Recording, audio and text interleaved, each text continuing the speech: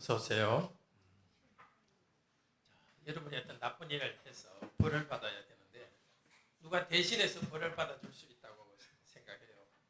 그러면 여러분은 어떻게 부탁할래요? 하지 않을래요? 대신해서 벌 받아주세요. 하지 않을까요? 할 것 같아요. 네. 누가 저를 대신해서 벌을 받아줄래요? 그런 말을 할 때에 예수님께서 그래 내가 너를 대신해서 벌을 받아주마 그렇게 말씀하십니다.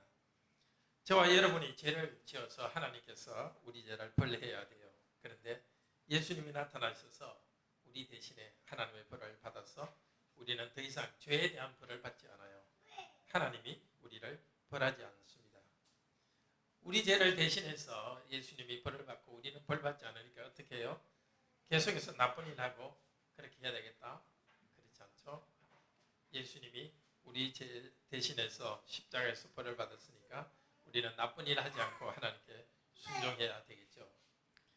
오늘 이야기는 전에 구약 백성이 죄를 지었던 이야기예요. 하나님께서 죄를 지은 백성을 죽이시는데 그때 아론 제사장이 향불을 피우면서 사람들이 죽는 가운데 섰어요.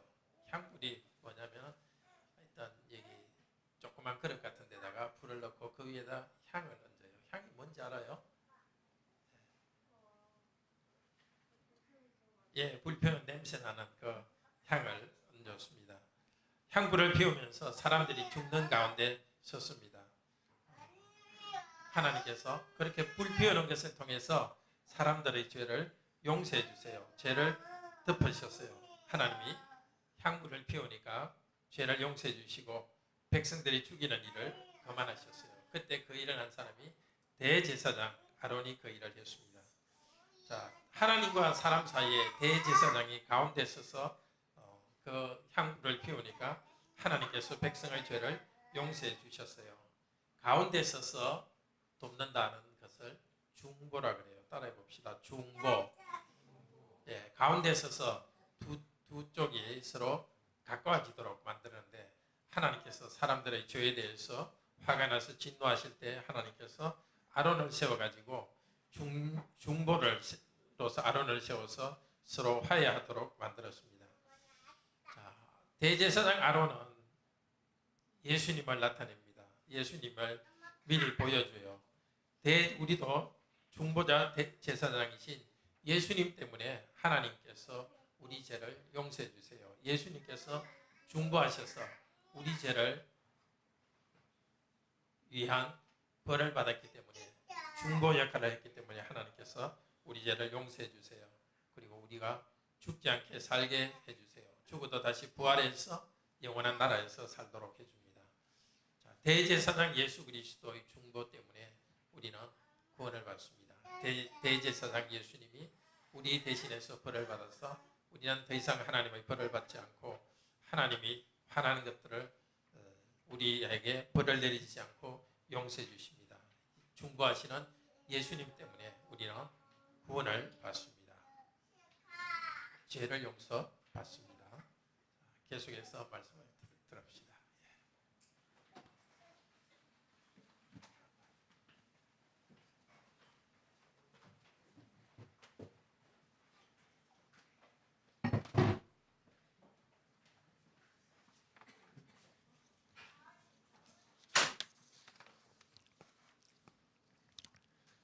대제사장 예수 그리스도의 중보 때문에 우리는 구원받습니다. 예수님의 중보 때문에.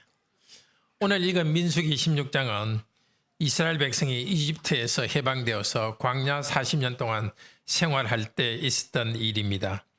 백성들의 죄 때문에 하나님께서 그들을 심판하셨습니다. 그러나 대제사장 아론을 세워서 아론을 통해서 죄를 용서하시고 살려주었습니다. 우리 죄인들을 심판하시는 하나님께서는 중보자 예수 그리스도 때문에 우리 죄를 용서하시고 우리를 심판하지 않으십니다. 오늘 들을 말씀은 대제사장 예수 그리스도의 중보 때문에 우리는 구원받는다는 말씀입니다. 첫째로 구약 백성이 하나님을 반역했고 모세와 아론은 하나님이 계신 곳으로 향해 갑니다. 둘째로 하나님은 아론 제사장의 중보를 통해서 백성을 용서하셨습니다. 셋째로 대제사장 예수 그리스도의 중보 때문에 우리는 구원받습니다. 오늘 이 아침에도 성령께서 대제사장 예수 그리스도의 중보 때문에 우리가 구원받는다는 확신을 일으켜 주시기를 소원합니다. 첫째로 구약 백성이 하나님을 배반했고 모세와 아론은 하나님이 계신 곳으로 향해 갔습니다. 오늘 그 이튿날 있는 일입니다. 그 이튿날 온 백성이 다 모였다고 말합니다. 그 이튿날 모세와 아론에게 불평합니다. 너희가 여호와의 백성을 죽였다고 그 이튿날 불평하고 있습니다. 자, 그러면은 그 전날 무슨 이야기가 있을까요? 오늘 읽지는 않았지만은 성경에 나오는 이야기 좀 들려드리겠습니다.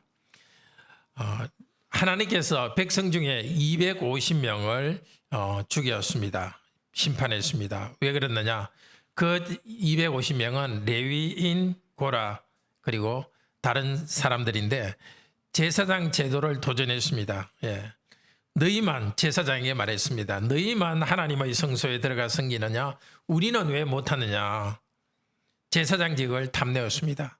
특히 레위인들은 성전에 있는 물건들을 관리하기 때문에 그런 욕심이 생겼습니다. 레위인들이 성전에 있는 물건을 관리하지만은 성막 안에 들어가서 향을 피우고 또 성막 바깥에서 제사를 드리는 그 일은 제사장만 하도록 되어 있습니다. 고라라는 사람과 레위인 그리고 다른 사람 250명은 자기들도 그 일을 하게 해달라고 요구했습니다. 이 사람들의 악한 요구 앞에서 모세는 싸우지 않고 하나님께 엎드렸습니다. 이들의 죄를 용서해 달라고 기도했습니다. 그리고 그 250명에게 전부 향로 하나씩, 향을 담는 향로를 하나씩 들고 그 위에 불을 넣고 향을 피우면서 성막 앞에 서라 그랬습니다. 성막이라는 것은 하나님께 제사를 드리고 하나님께 예배하는 그런 큰 천막을 말합니다.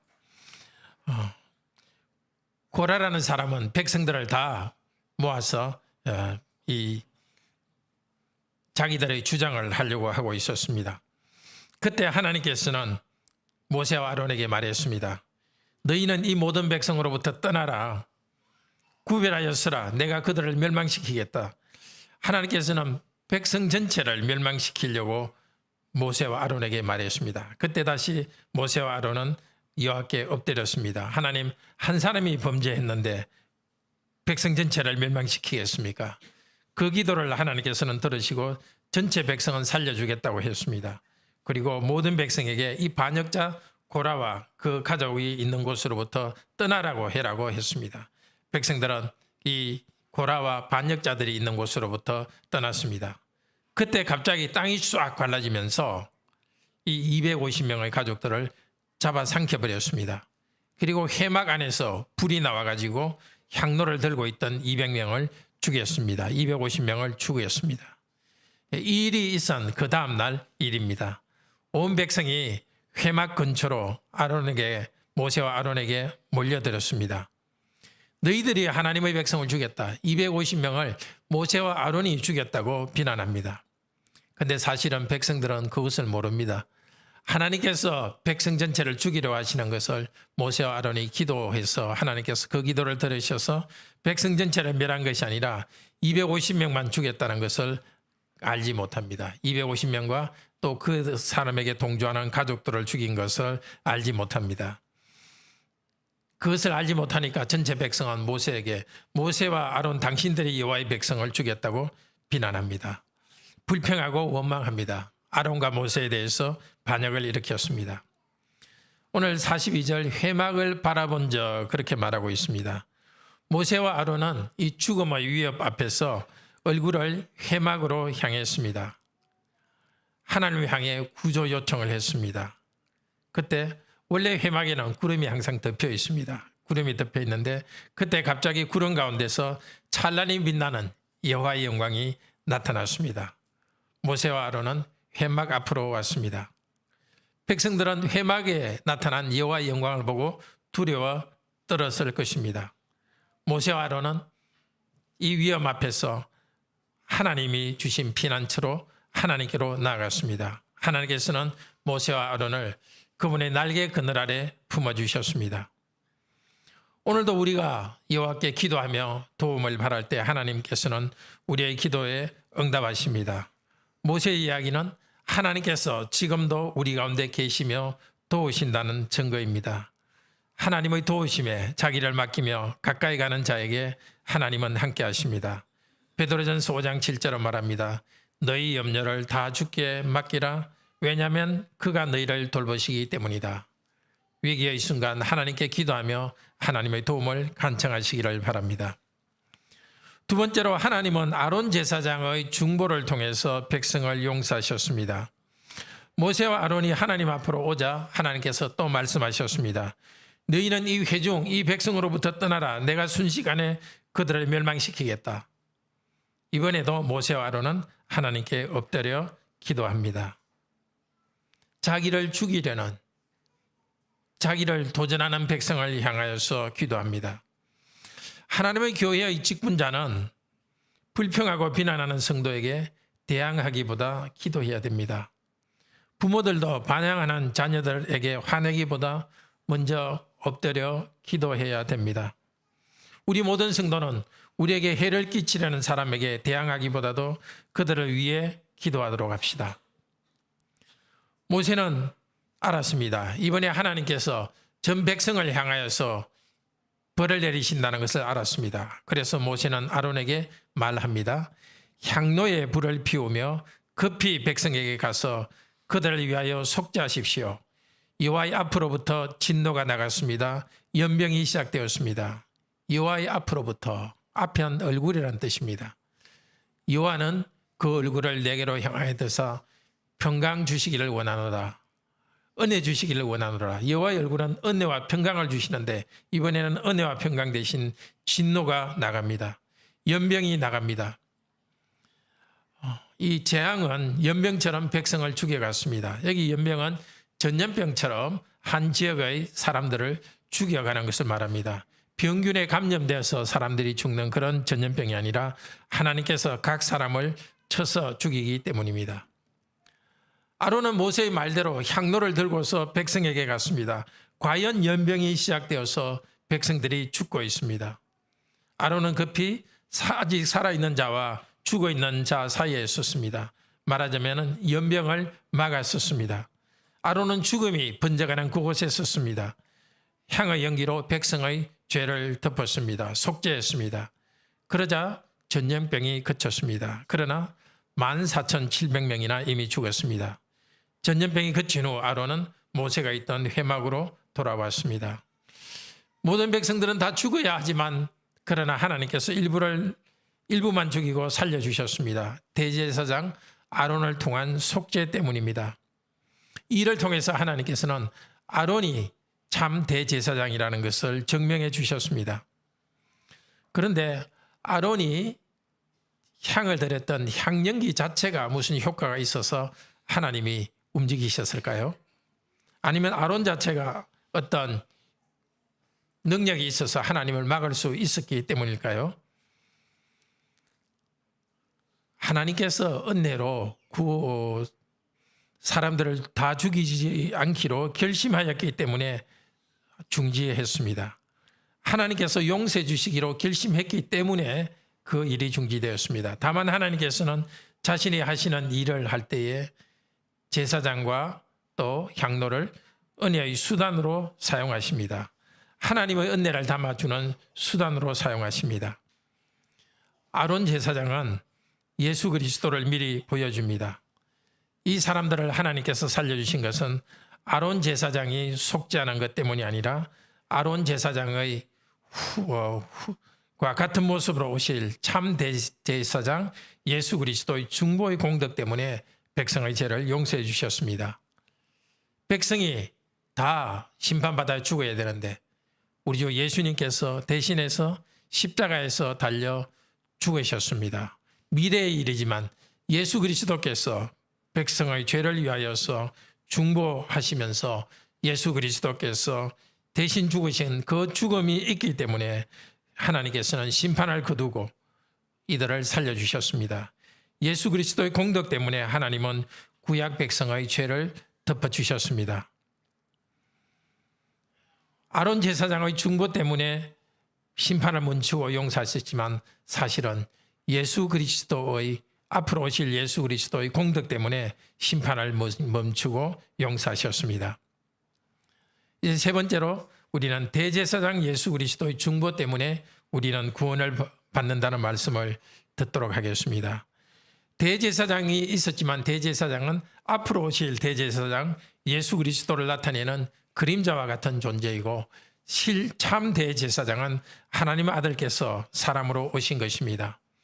예수님께서는 죄가 있는 이 세상에 그리고 하나님의 심판을 받고 있는 세상 가운데 오셨습니다. 로마서 1장 18절은 이렇게 말합니다. 로마서 1장 18절 신약 239페이지입니다. 찾으시면서 들으시기를 바랍니다. 하나님의 진노가 불의로 진리를 막는 사람들의 모든 경건하지 않음과 불의에 대하여 하늘로부터 나타나나니 하나님께서 사람들의 죄에 대해서 진노하고 있습니다. 정의로운 분노를 하고 계십니다. 심판을 하고 있습니다. 그런데 하나님께서 사람을 심판하는 방법 중에 하나가 죄를 짓도록 그대로 내버려 두는 것입니다. 점점 그 죄 가운데 있으면서 하나님의 심판의 날을 하나님께서 준비하고 계십니다. 사람들을 죄를 짓도록 내버려 두니까 우상을 만들어 섬깁니다. 동성애 행위를 합니다.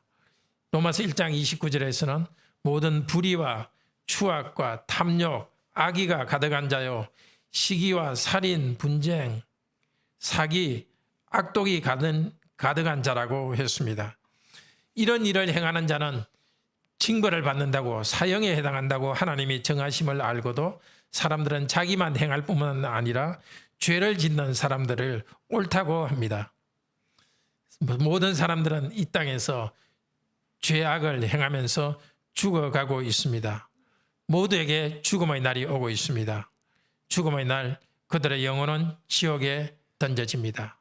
죄인들은 하나님께서 심판하실 날 예수님께서 다시 오실 심판날에 그들의 몸이 부활하지만 몸과 영혼이 지옥의 불못에 던져질 것입니다. 몸과 영혼이 마귀와 그의 종들이 고통받는 영원한 고통의 형벌을 받을 것입니다. 그러나 죄인들이 사는 세상 가운데 우리 주 예수 그리스도께서 오셨습니다. 심판을 받고 있는 세상 가운데 그리스도께서 오셨습니다. 그리스도께서는 죄인들이 사는 삶의 현장으로 찾아오셨습니다. 화려한 예루살렘에 머물러 계시지 않고 가난하고 어두운 땅 갈릴리로 오셨습니다. 고통받는 자들 가운데 서 계셔서 그들을 가르쳤습니다. 죄인들과 함께 계셨습니다. 예수님의 별명은 세리와 죄인들의 친구라는 별명을 얻었습니다. 자기를 주장하는 교만한 서기관과 바리새인들 불평하고 비난해도 그들을 만나면서 가르쳤습니다. 그 죄인들에게 하나님 나라의 보의와 복에 대해서 가르쳤습니다. 그러다가 그들에 의해서 죽음을 당했습니다. 그러나 하나님 아버지께서는 유대인들의 악함을 사용하셔서 사람들에 의해서 고난받는 그리스도를 하나님이 선택하신 자들의 죄를 용서하기 위한 희생 제물로 삼으셨습니다. 사람들은 자기가 시기해서 예수 그리스도를 죽였지만은 예수 그리스도 하나님께서는 그분을 우리 죄를 용서하기 위한 희생 제물로 삼으셨습니다. 그리스도께서는 하나님과 사람 사이의 중보자로서 일하십니다. 중보자 그리스도께서 첫 번째 우리에게 주신 복은 속죄와 의롭다고 인정받는 복을 주셨습니다. 히브리서 9장 11절 12절 주보에 있습니다. 같이 한번 읽읍시다. 그리스도께서 장래 좋은 일의 제제사장으로 오사 염소와 송아지의 피로 아니하시고 오직 자기의 피로 영원한 속죄를 이루사 단번에 성소에 들어가셨느니라. 그렇습니다. 예수 그리스도는 자기의 피로 영원한 속죄를 이루었습니다. 예수님의 피로서 우리 죄를 덮어주시고 용서했습니다. 왜 꼭 피를 흘려야 했을까요? 하나님은 정의의 하나님이시기 때문입니다. 구원받을 사람들을 의롭다고 인정하려면 그들의 죄에 대한 징벌을 내리셔야 됩니다. 이 징벌을 하나님이며 사람이신 예수 그리스도께서 당하도록 하셨습니다. 그리스도는 영원한 분이시기 때문에 십자가에서 한번 당하신 그 고난이 영원한 속죄를 이루었습니다. 주 예수님이 하나님 아버지와 우리 사이에 중보가 되셔서 우리가 받아야 될 징벌을 대신 받으셨습니다. 정의가 이루어졌습니다. 죄에 대한 벌을, 징벌을 내리셨기 때문에 정의가 이루어졌습니다.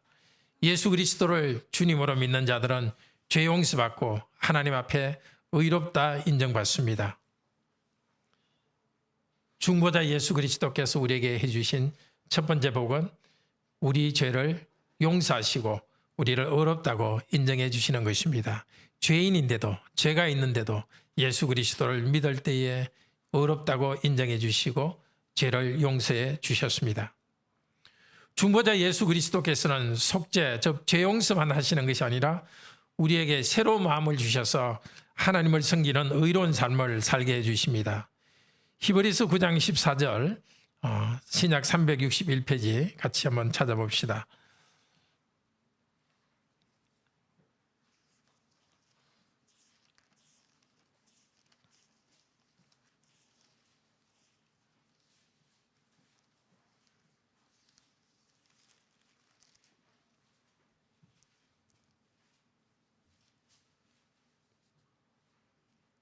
히브리서 9장 14절 같이 읽읍시다. 하물며 영원하신 성령으로 말미암아 흠없는 자기를 하나님께 드린 그리스도의 피가 어찌 너희 양심을 죽은 행실에서 깨끗하게 하고 살아계신 하나님을 섬기게 하지 못하겠느냐. 우리 주 예수 그리스도께서는 이 세상에 사실 때 성령님의 도우심으로 흠없는 삶을 사셨습니다. 성령님의 도우심으로 자기를 하나님께 거룩한 제물로 바치셨습니다. 그리스도의 피로서 희생하신 것은 우리의 양심을 깨끗하게 합니다. 우리를 속죄하고 우리 죄를 용서할 뿐만이 아니라 우리의 양심, 마음을 새롭게 해주십니다. 죽은 행실로부터 깨끗하게 하십니다. 죄를 짓는 행위로부터 깨끗하게 하십니다. 깨끗한 마음으로 하나님을 섬기며 예배하는 기쁨을 일으키십니다. 하나님이 기뻐하시는 일에 순종하면서 하나님을 섬기게 합니다. 의로운 삶을 살게 하십니다. 성령으로 자신을 드린 그리스도께서는 우리에게 성령님을 주셔서 성령님 안에서 우리가 하나님을 섬기며 순종하도록 우리를 이끌어 주십니다. 중보자 예수 그리스도께서 이렇게 우리를 죄를 용서하시고 우리를 의롭다고 인정하실 뿐 아니라 양심을 깨끗게 하여서 실제로 의로운 삶을 살도록 우리를 인도해 주십니다. 그리스도께서, 중보자 그리스도께서 우리에게 주시는 세 번째 복은 우리를 천국으로 환영하는 일입니다. 이 땅에서 우리는 죄와 고난과 싸우면서 힘들게 싸우고 살아갑니다. 죽음 후에 우리는 즉시 빛과 영광 중에 하나님을 뵐 것입니다. 심판날에 우리 몸은 부활하여서 삼위 하나님을 대면하며 상상할 수 없는 기쁨으로 충만하게 될 것입니다. 마태복음 25장 23절에 내 주인의 즐거움에 참여할지어다. 하나님이 가진 즐거움에 우리도 참여하도록 우리를 받아들여 주십니다. 시편 16편 11절에서는 우리 주 예수님께서는 자신의 부활의 기쁨을 이렇게 노래했습니다. 주께서 생명의 길을 내게 보이시리니 주의 앞에는 충만한 기쁨이 있고 주의 오른쪽에는 영원한 즐거움이 있나이다. 우리도 부활 후에 심판의 날에 하나님과 함께하는 이런 충만한 기쁨이 넘칠 것입니다. 주께서 생명의 기쁨을 내게 보이시리니 주의 앞에는 충만한 기쁨이 있고 주의 오른쪽에는 영원한 즐거움이 있나이다. 부활의 기쁨 우리도 함께 누릴 것입니다. 그리고 영원한 나라에서 주와 함께하는 기쁨을 누릴 것입니다. 예수 그리스도께서 중보자로서 우리를 위해 죽으시고 부활하시고 영원히 사시는 일에 우리도 참여하게 해주실 것입니다. 이렇게 중보자 되신 대제사장 예수 그리스도께서는 우리 죄를 용서하시고 대속하셔서 우리를 의롭다 인정해 주시고, 그리고 우리의 양심을 깨끗게 하여서 실제 의로운 삶을 살게 인도해 주십니다. 천국의 기쁨으로 우리를 환영해 주십니다. 예수 그리스도께서는 구약 성도들에게 주신 성전과 제물과 제사장을 그분의 몸으로 다 완성했습니다. 예수님께서는 우리와 하나님이 만날 수 있는 수단이 되는 성전입니다. 예수님 자신이 희생제물이 되셨습니다. 예수님 자신이 참 대제사장이십니다. 이제 우리는 다른 복잡한 구약의 의식과 관계없이 오직 예수 그리스도의 이름을 믿기만 하면 구원을 얻습니다. 로마서 10장 13절에서 말합니다. 누구든지 주의 이름을 부르는 자는 구원을 받으리라. 아직도 예수님을 나의 주님으로 받아들이지 않은 성도님이 있습니까? 이 시간 예수님을 주님으로 받아들이시기를 바랍니다. 참된 대제사장이신 우리 주 예수 그리스도 외에는 다른 구원의 길이 없습니다. 그리스도의 중보 때문에 구원을 받았으니 이제 순종하는 삶을 살아가도록 합시다. 지금도 신약교회 안에는 여전히 부족함이 있습니다. 우리들에게는 부족함이 있습니다. 또 교회 안에 불평이 일어날 수 있습니다. 그때 아론 제사장처럼 그리고 모세처럼 교회의 직분자들은 불평하는 자들에게 화를 내는 대신에 엎드려 그들을 위해서 기도해야 됩니다. 불평과 분쟁이 있는 곳에 대한 유일한 해결책은 예수 그리스도의 복음을 선포하는 일입니다. 그런데 모든 성도는 왕 같은 제사장입니다. 하나님께 예배하는 제사장이면서 그리스도께 순종하여 온 땅을 다스리는 왕입니다. 우리는 불평과 분쟁이 있는, 비난이 있는 세상 가운데 서야 합니다. 입으로 그리스도를 말합시다. 우리들의 삶 자체가 사람들 가운데 증거가 되도록 합시다. 우리 사회에, 우리 직장에 번져가는 죄의 전염병이 우리들 때문에 중지되기를 바랍니다. 그리고 또 구약 성도들로부터 교훈을 얻읍시다. 그들은 하나님께 도전하여 벌을 받고 그 복음을 전하는 사역자에게 반항했습니다. 250명 백성전 죄를 죽이는 것이 아니라 250명만 죽게 되는 그런 중보자들의 중보 때문에 그렇게 되었는데도 그들은 이 모세와 아론을 받아들이기보다도 오히려 그를 비난하며 나아갔습니다. 그러다가 250명이 아니라 14,000명 이상의 사람들이 죽는 큰 벌을 받았습니다. 우리가 그분의 하나님의 책망과 경고를 받을 때 우리는 하나님의 능력 아래서 겸손하도록 합시다. 시편 32편 9절 10절로 말합니다. 구약 824페이지입니다. 너희는 무지한 말이나 노새같이 되지 말지어다. 그것들은 제갈과 굴레로 단속하지 아니하면 너희에게 가까이 가지 아니하리로다. 악인에게는 많은 슬픔이 있으나 여호와를 신뢰하는 자에게는 인자하심이 두려리로다. 무지한 말이나 노새와 같이 하나님에게 저항하고 반항하는 자들이 되지 말도록 합시다. 또 바울의 한 말을 기억합시다. 고린도전서 10장 10절에서 11절 바울은 말합니다.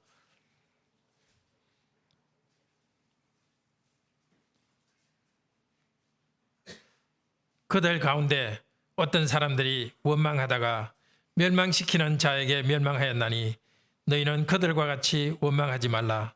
그들에게 일어난 이런 일은 본보기가 되고 또한 말세를 만난 우리를 깨우치기 위하여 기록되었느니라. 그렇습니다. 하나님께서는 구약 백성을 멸망시키다가 아론 제사장의 중보 사역을 통해서 징벌을 중지하셨습니다. 지금도 하나님께서는 죄인들을 멸망시키는 대신에 중보자 되신 예수 그리스도의 몸을 제물로 받으셨습니다. 그리스도 때문에 예수 그리스도의 십자가의 희생제물 때문에 우리는 죄 용서받고 의롭다고 인정받았습니다. 우리가 죄가 없는 것이 아니라 죄인이지만은 죄악된 경향이 있지만 죄를 지었지만 예수 그리스도를 믿을 때 하나님께서는 우리를 의롭다고 인정해 주십니다. 실제는 의롭지 않은데 의롭다고 인정해 주십니다. 중보자 대제사장께서 우리에게 주시는 첫 번째 복이 이것입니다. 물론 우리는 하나님의 은혜로 선을 행합니다. 선을 행하지만 우리가 선을 행한 그것이 우리가 의롭다고 인정받는데 조금도 도움이 되지 않습니다. 우리가 아무리 선한 행동을 하더라도 하나님이 인정할 만큼 그런 거룩한 선한 행동을 할 수 없습니다. 하나님께서는 오직 예수 그리스도께서 십자가에서 이루신 희생제사, 그것 때문에, 그 예수 그리스도를 믿는 믿음 때문에, 우리 죄를 위한 예수 그리스도의 십자가의 대속의 사건을 믿는 믿음 때문에 우리를 은혜로 의롭다고 인정해 주십니다. 그리스도께서는 중보자로서 우리를 의롭다고 인정받는 데만 멈추지 않습니다. 그리스도께서는 우리를 실제 의롭게 살아갈 수 있도록 하십니다. 이 땅을 살아가실 때 그분 자신이 하나님이시지만 인간이셨기 때문에 성령의 도우심으로 거룩한 삶을 사셨고 자신을 성령의 도우심을 받아서 하나님께 희생제물로 드렸습니다. 그 예수 그리스도께서는 아버지 하나님으로부터 성령님을 받아서 우리에게 성령님을 보내주셨습니다. 그래서 우리는 예수 그리스도의 보혈 공로로 죄 용서받고 동시에 성령님을 의지하여서 거룩한 삶을 살게 됩니다. 물론 우리 안에는 아직 남아있는 죄악성이 우리를 유혹하지만 그러나 성령님 안에서 우리는 새로운 마음으로 우리의 양심을 하나님께서 우리의 양심을 그리스도께서 깨끗하게 해주셔서 깨끗해진 양심으로서 거룩한 삶을 살아가도록 합니다. 하나님 나라를 이 땅에서 이루고 경험하게 합니다. 하나님 나라는 먹고 마시는 데 있는 것이 아니라 오직 의와 평화와 기쁨의 나라입니다.